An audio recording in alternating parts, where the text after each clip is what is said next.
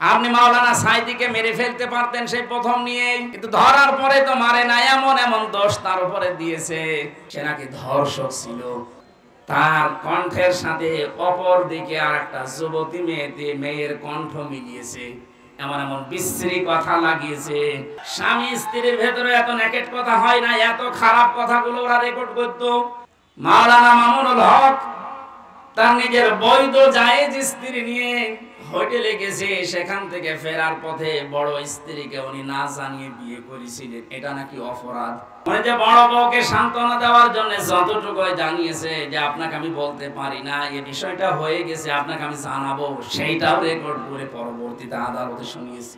ছোট হুজুরের কাছে আমি ছিলাম 2 মাস, আমার পাশে আমার রুমে ছিল। আমার বলছে, হামজা ভাই আমার এরা 12:30টার সময় হাতের ঝিলে নিয়ে গেল, আমার পোড়া উলঙ্গ করেছে, এক টুকরা কাপড় আমার শরীরে রাখে নাই। সে নাকি ধর্ষক ছিল, মানুষের বাড়ি ঘরে আগুন লাগিয়েছে, মানবতা বিরোধী অপরাধ করেছে, এমন এমন দোষ তার উপরে চাপিয়েছে। সাক্ষী তো একটাও ধপে টেকে নাই, হিন্দু সাক্ষী পর্যন্ত পালিয়ে গেছে যে আমি দেব না। এখন প্রমাণ হচ্ছে যে না, উনি কোনো দোষে দোষী ছিলেন না, ওনার নাম ওইটা ছিল না। ওনার সার্টিফিকেট এখনো পর্যন্ত ইন্টারনেটে আছে, আপনি দেখতে পারেন। ওখানে লেখা আছে দেলাওয়ার হোসাইন সাইদি। আর যার নামকরণ করে ওনাকে ফাঁসি দেওয়া হয় তার নাম দেল্লু শিকদার, পাড়ের হাট, পিরোজপুরে বাড়ি। নামের পরিবর্তন মিলছে না, লোকটাও মিলছে না, অথচ তাকে এই দোষে দোষী করে তামাম দুনিয়ার মানুষের সামনে দেখিয়ে, শুধু দেখিয়ে যদি শেষ করে দিত হয়ে যেত। পৃথিবীর মানুষকে বোধ আছে যে বড় হুজুর বলে তাকে মানো, তার চরিত্র দেখো এরকম।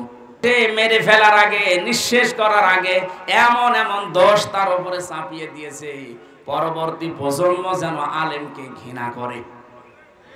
এই কথা বলে না কেন?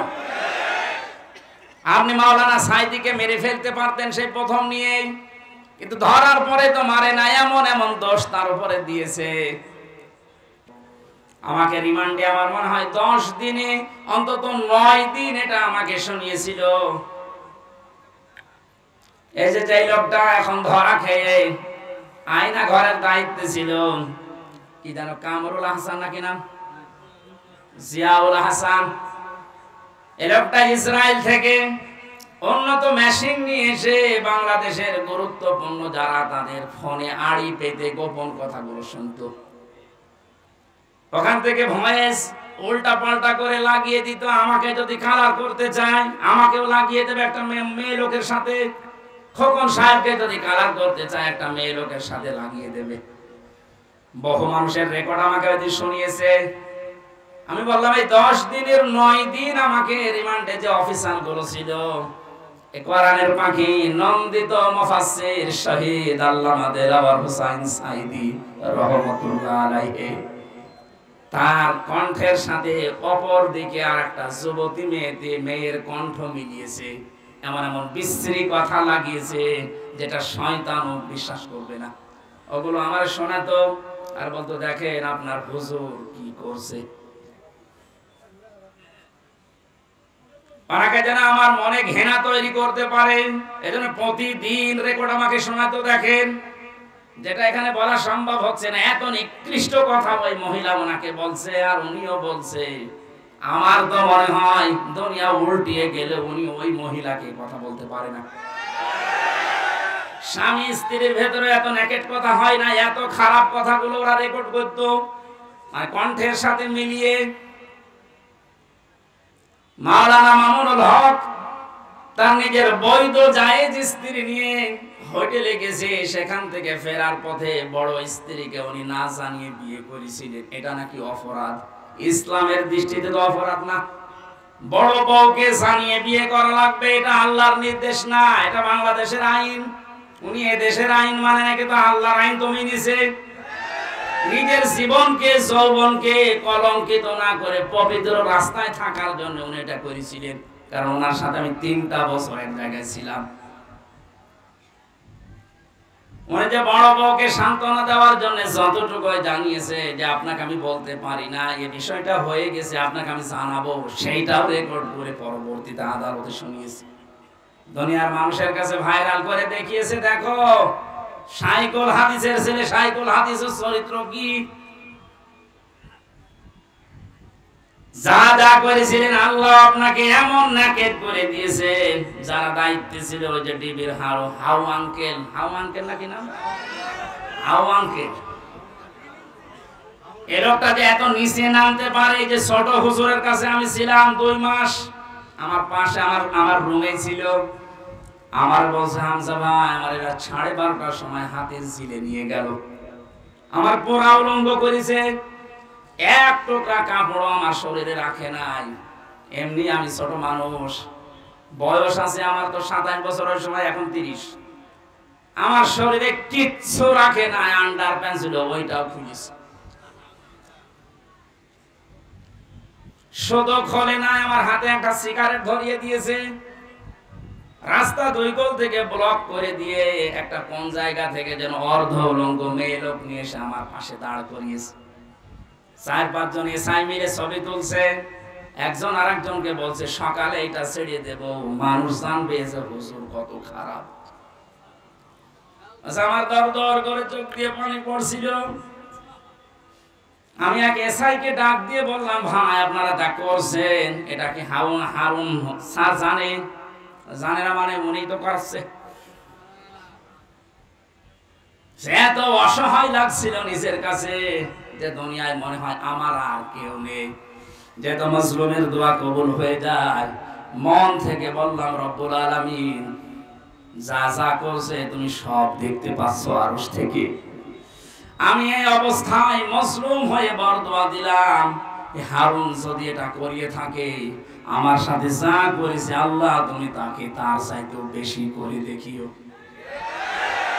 আল্লাহ ওরা দেখায়নি, ওর যে 3 ইঞ্চি, সারা দেশের মানুষ এখন জানে যে 3 ইঞ্চি, মহিলারা পর্যন্ত।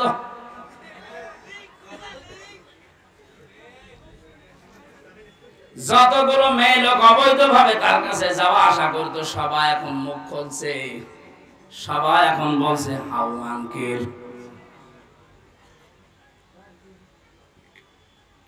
আলেমদেরকে আপনারা দোষ দেবেন, মেরে ফেলতে পারতেন ধরে, কিন্তু তারা এমন এমন দোষ লাগিয়ে জাতির সামনে কালার করছে। এদের উদ্দেশ্য আছে যে এই প্রজন্ম হয়তো কিছু করছে না, পরবর্তী প্রজন্ম দুনিয়ায় যারা আসবে তারা বুঝবে যে মামুনুল হক কত খারাপ, মাওলানা সাইদি কত খারাপ, রফিকুল ইসলাম মাদানি কত খারাপ। এগুলো ওরা দেখাতে চাইছিল, আল্লাহ পুরা উল্টিয়ে দিয়েছে।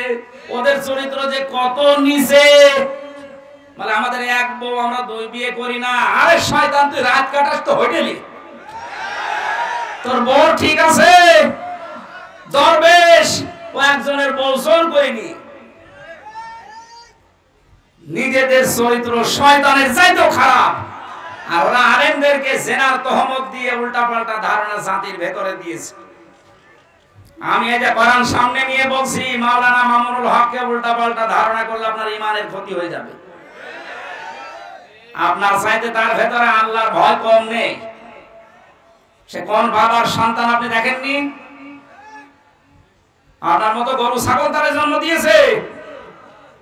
পৃথিবীর ইতিহাসে সাইকুল হাদিস জারে তারে দেওয়া হয় না।